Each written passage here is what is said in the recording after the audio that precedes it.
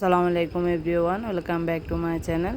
আজকে আপনার জন্য নিয়ে আসছি নতুন আরেকটি শরবতের রেসিপি। এই গরমে আমরা সারাদিনে খুব হাঁপিয়ে উঠি বা হিটস্ট্রোক থেকে বাঁচার জন্য এই সাবুদানা শরবতটি আপনারা সার্ভ করতে পারবেন। আশা করি আপনাদের ভালো লাগবে। ভালো লাগলে চ্যানেলটি সাবস্ক্রাইব করে দেবেন, লাইক এবং শেয়ার করবেন ফ্রেন্ডস এবং ফ্যামিলির সাথে। ছোট থেকে বড় বাচ্চা সবাই এই ডিশটি খেতে পারবেন।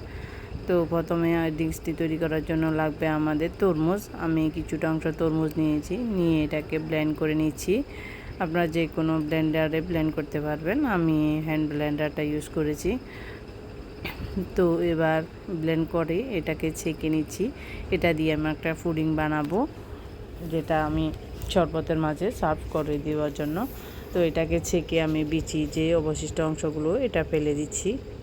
ফেলে দিয়ে আমি প্লেন যে রসটা ওটা বের করে নিয়েছি বা পিউরি। তো এই পিউরির মধ্যে আমি দিয়ে দিচ্ছি হাফ কাপ কর্নফ্লাওয়ার। আমি এখানে আগার আগার বা জিলেটিন বা চায়না গ্রাস এটা ব্যবহার করতেছি না, আপনারা যেটা হাতের কাছে আছে এটা দিয়ে করে নেবেন। তো আমি এবার এটাকে ভালো করে কর্নফ্লাওয়ারটা মিশিয়ে একটা প্যানে দিয়ে দিচ্ছি। দিয়ে আমি এটাকে জাল করে নিব। যেহেতু আমার তরমুজটা বেশি একটা মিষ্টি না, তার জন্য আমি 1/4 কাপ দিয়ে দিচ্ছি চিনি। আপনারা যদি মিষ্টি হয় তাহলে চিনিটা স্কিপ করতে পারবেন। তো এবার অনবরত আমি জাল দিয়ে 4 থেকে 5 মিনিট জাল দেওয়ার পর এটা ফুটে উঠেছে। তো আরও কিছুক্ষণ আমি রান্না করে এটাকে গাঢ় করে নিব। তো এবার গাঢ় করে নিয়ে আমি এবার এটাকে নামিয়ে কিছুটা ঠান্ডা করে নিচ্ছি। আর একটা ট্রেতে আমি সামান্য তেল ব্রাশ করে এটাকে সেট করার জন্য রেখে দিব। যেহেতু কর্নফ্লাওয়ার দেওয়া, এটা ঠান্ডা হওয়ার সাথে সাথে জমে যাবে। তো এই জন্য আমি একটা ডিশে এবার ঢেলে নিচ্ছি। ঢেলে ঠান্ডা হওয়ার পর আমি এটা নর্মাল ফ্রিজে 2 ঘন্টার জন্য সেট হতে রেখে দিব। তো এরপর আমি সাবুদানাটা সিদ্ধ করে নেব। পর্যাপ্ত পরিমাণে পানি দিয়ে আমি দিয়ে দিচ্ছি 1 কাপ সাবুদানা। পানিটা ডাবল দিবেন, নাহলে সাবুদানাটা যে আঠালো ভাবটা এটা বেশি উঠে পরবর্তীতে এটা আঠালো হয়ে যায়। তো আমি 10 থেকে 12 মিনিট ফুটে ওঠার পর দেখুন এটা অনেকটা স্বচ্ছ হয়ে আসছে। তো এবার আমার সাবুদানাটা সিদ্ধ হয়ে আসছে। একটা চাকনি দিয়ে আমি ছেঁকে এটা ঠান্ডা পানি দিয়ে ধুয়ে জর্জরে করে নেব। তো আমি আবারও আরেকটু পানি দিয়ে জর্জরে করে নিচ্ছি। তো এটা এক সাইডে থাক, আমি এবার লিকুইড দুধটা রেডি করে নেব। তো আমি এখানে 1 কেজি দুধ নিয়েছি। এটা আগে থেকে আমি কিছুটা জাল দিয়ে নিয়েছিলাম। এখানে 4 কাপ দুধ আছে। তো দুধটা আমি আরেকটু ঘন করার জন্য দিয়ে দিচ্ছি 1/4 কাপ গুঁড়া দুধ। দিয়ে দিচ্ছি 1/3 কাপ চিনি। চিনিটা যার যা স্বাদ বুঝে দিবেন, আমরা আগেও চিনিটা ব্যবহার করেছি। তো দিয়ে দিচ্ছি 1 টেবিল চামচ কর্নফ্লাওয়ার। এটা দিচ্ছি দুধটা কিছুটা ঘন হয়ে আসবে। তারপর দিয়ে দিচ্ছি সামান্য একটু লবণ, মিষ্টি স্বাদ বাড়ানোর জন্য। লবণটা ইউজ করলে স্বাদটা ব্যালেন্স হয় এবং খুবই মজা হয়। তো এবার সবগুলো উপকরণ ভালো করে মিশিয়ে নিচ্ছি। মিশিয়ে নিয়ে আমি চুলায় বসিয়ে দিব আর অনবরত নাড়তে থাকবো, যেহেতু কর্নফ্লাওয়ার দেওয়া আছে নিচ দিয়ে লেগে যেতে পারে। তো ফুটে ওঠার পর আমি আরও 2 থেকে 3 মিনিট এটা রান্না করে নিব, যাতে কিছুটা ঘন হয়ে আসে।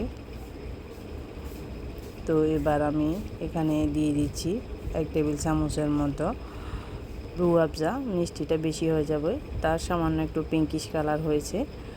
তো এটাকে নামিয়ে কিছুটা ঠান্ডা করে এবার দিয়ে দিচ্ছি আগের থেকে সিদ্ধ করে রাখা সাবুদানাটি। তো এটাকে আমি নামিয়ে ভালো করে মিশিয়ে নিচ্ছি দুধের সাথে।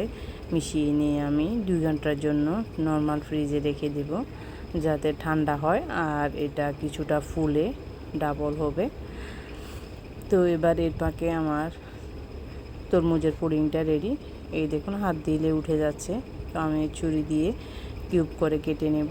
প্রথমে এক সাইড থেকে কেটে নিচ্ছি, পরে আমি অন্য সাইড থেকে কেটে নিয়ে ছোট ছোট কিউব করে কেটে নিচ্ছি। আপনারা আপনাদের পছন্দ যে কোনো শেপে কেটে নিতে পারেন। তো আমি প্রথমে সাইড দিয়ে কেটেছি, এবার লম্বা করে কেটে নিচ্ছি।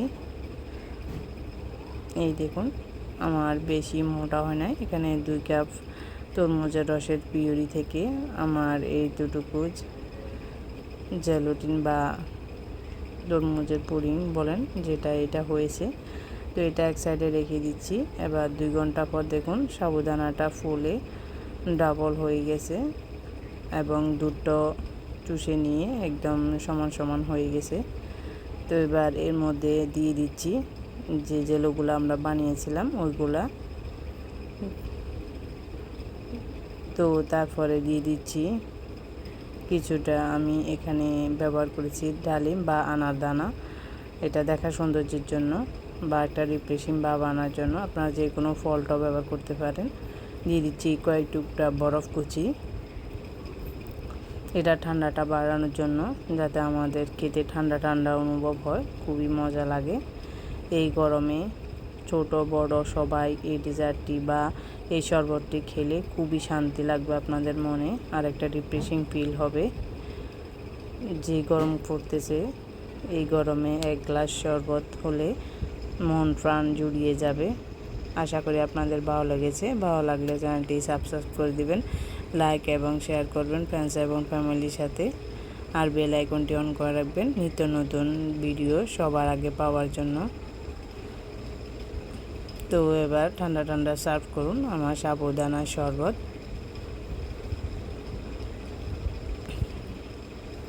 আজ এই পর্যন্ত, ভালো থাকুন, সুস্থ থাকুন, দেখা হবে নতুন এপিসোডে। আর সাবস্ক্রাইব করে পাশেই থাকবেন। আল্লাহ হাফেজ।